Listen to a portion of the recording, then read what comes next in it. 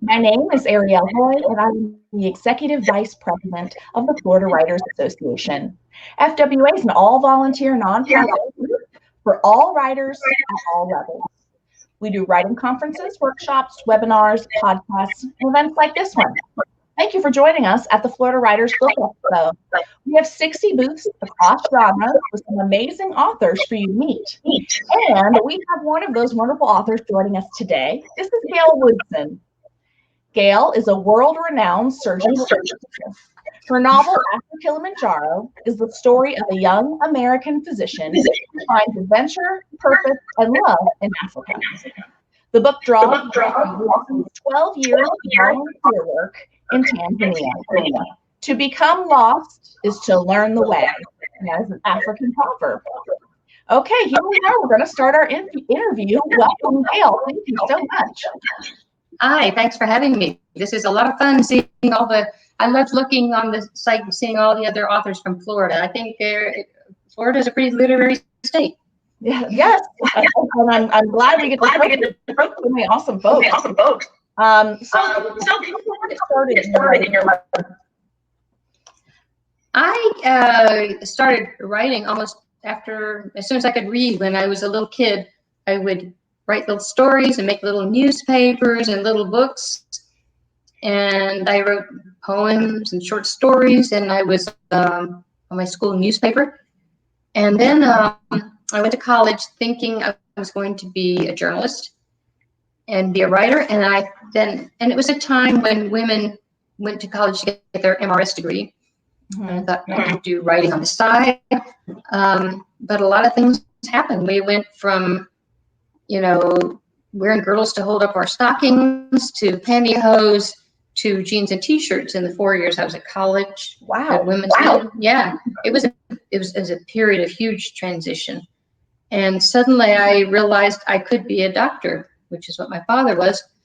And I thought, I don't have much to write about yet. So I went to medical school instead. Mm-hmm. And then I used to fiddle with writing stories and things. But once I retired, suddenly I had time to write, and this novel came out. Wonderful. Do you have any stories that you wrote when you were younger? Oh, it's hard to remember all of them. I never write little newspapers. I wrote one mystery of why the window got cracked at the school. Spooky stories. None of them that got published or would be newsworthy. And so, but more of my poems I can remember that, and some of them were kind of dark. I found that when I was depressed, I tended to write more. So some of the stuff I wrote was more dark.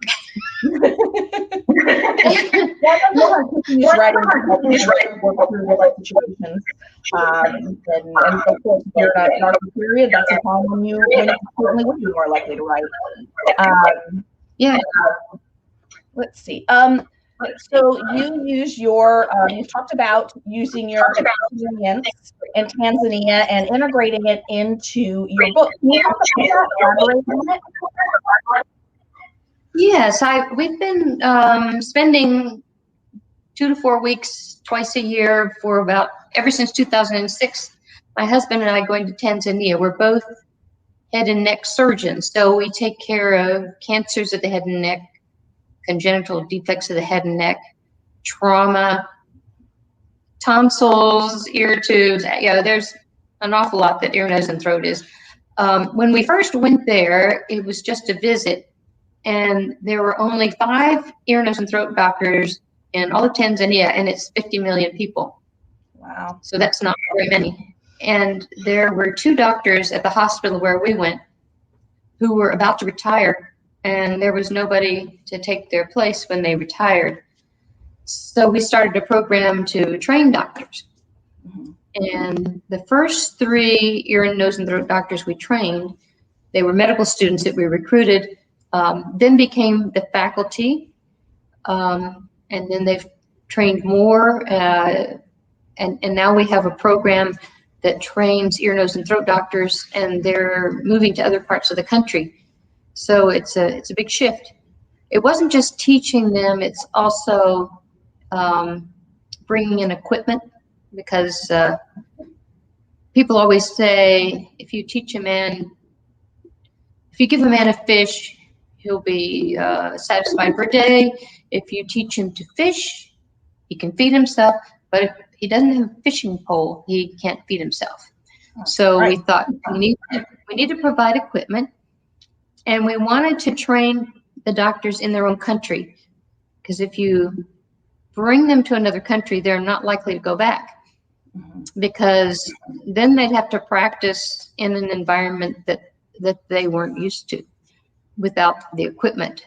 So we train them in their own country with the diseases they see there and the kind of equipment and resources they have. But it was sort of a sandwich program, meaning that there's their own experiences, and then in the middle, the filling of the sandwich was to spend some time in the States at a modern hospital to learn what they could aspire to. So it's been very effective. We've had other doctors from around the world joining us, and it's been a terrific experience. Yeah. That's so inspiring. So can you tell us now about your book? Oh, I'm sorry. I heard I was echoing. You have multiple tabs open. Do I? If you do, close up for tabs. Let's see. What do I have closed?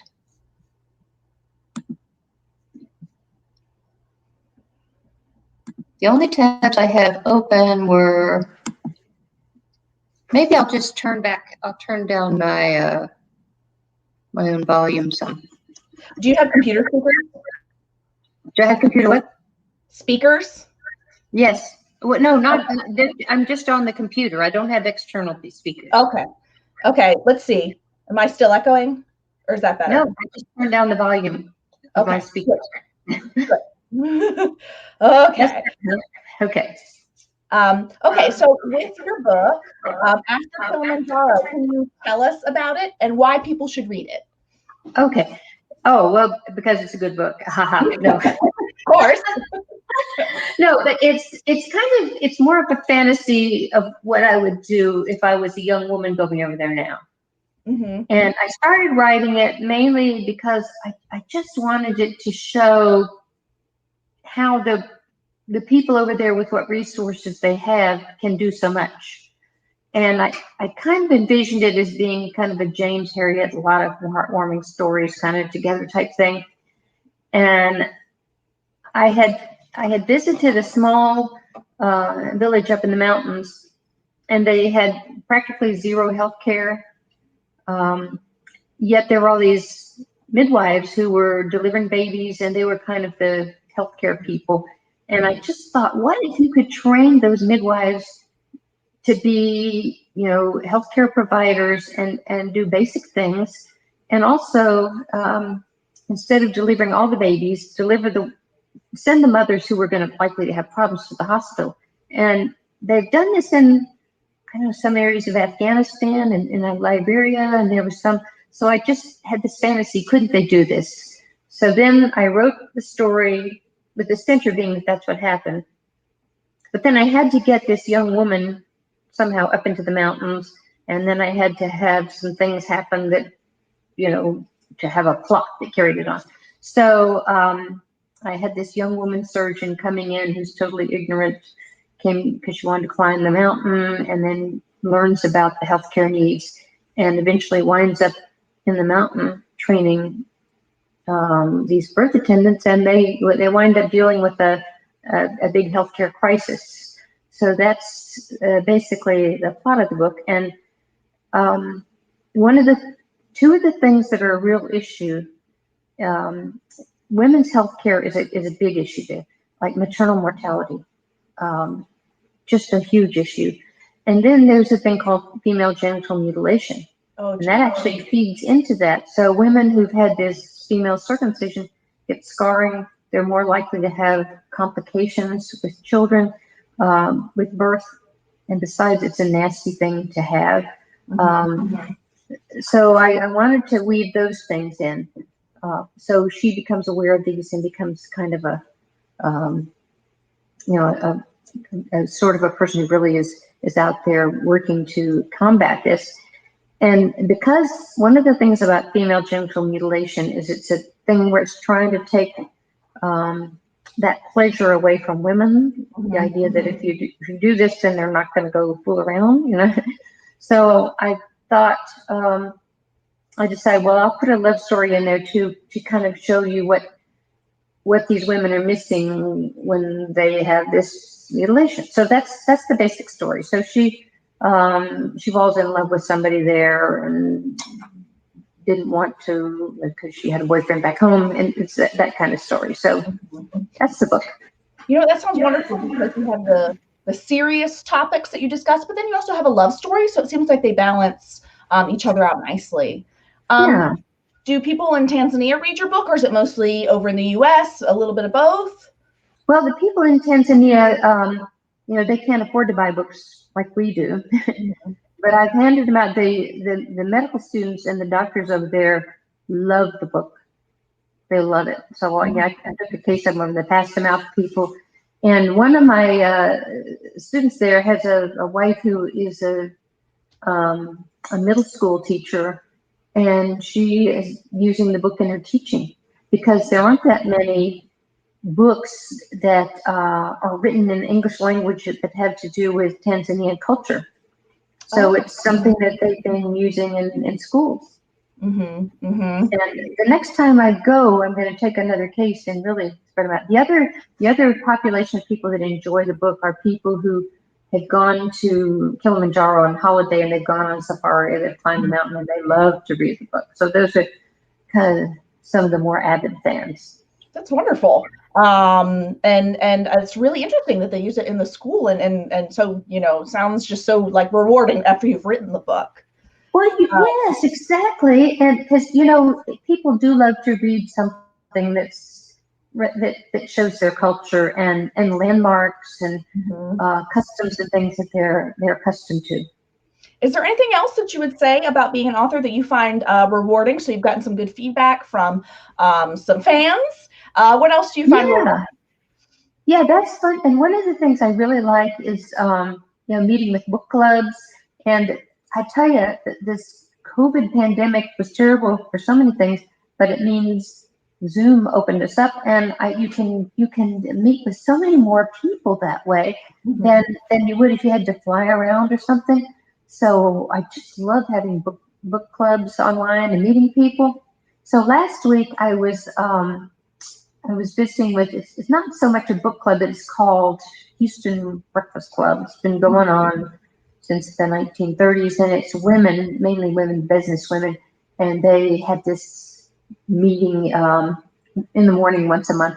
So we Zoomed for that, and it turns out that they were planning a special session on May 5th for Cinco de Mayo, and everyone was going to make empanadas. So they invited me to join that. So just a couple of nights ago, I was on Zoom and in my kitchen and learned to make empanadas. And it was just a lot of fun. You make a lot of friends. I've met a lot of other authors, particularly women authors, because I don't know, I guess, I've met some men authors, but just because of the genre and that it's more women, and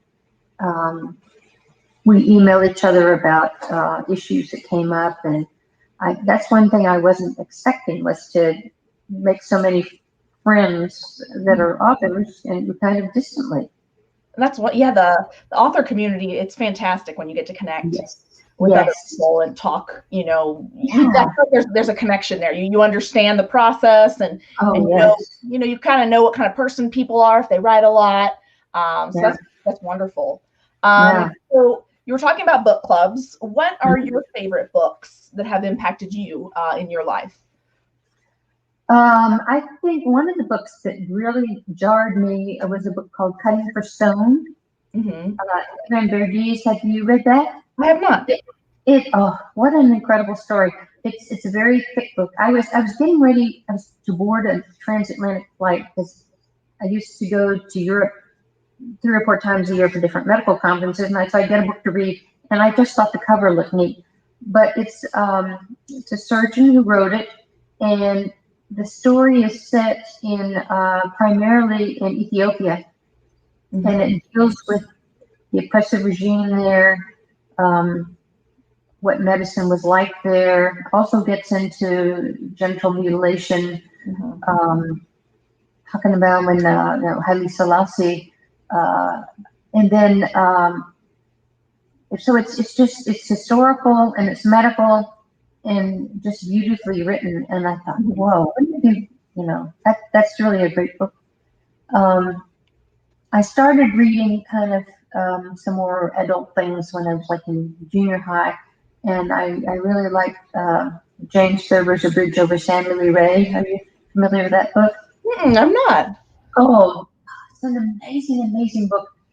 It's also, it has a thread of history in it. So the bridge over San Luis Rey is some suspension bridge up in the Andes, and one day it snapped and broke. And people that were on it, there were like 7 people happening out, and they fell down and died. So Thurber writes this book, and he kind of invents the lives of the people who were on the bridge when that happened, and kind of what was going on with them. And I mean, it sounds kind of morbid, but gosh, what a wonderful book it was. Wow, that sounds fascinating. Yeah. You're making my book list longer. Yes, with all these character studies, what a great book. Other books I like,